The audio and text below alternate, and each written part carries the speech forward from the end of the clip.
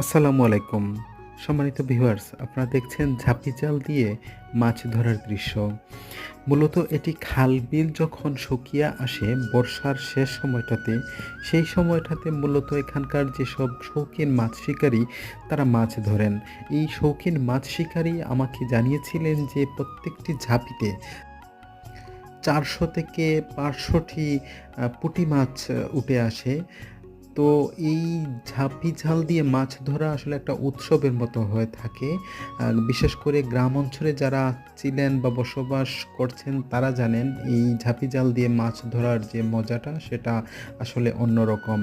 মূলত নদীতে কিংবা খালে বিলে দল বেঁধে এখানকার শৌখিন মাছ শিকারী তারা আ যান এবং সেখানে প্রচুর মাছ ধরেন। প্রত্যেকে কিন্তু ৪ কেজি, ৫ কেজি আবার কখনো ১০ কেজির মতো কিন্তু মাছ ধরে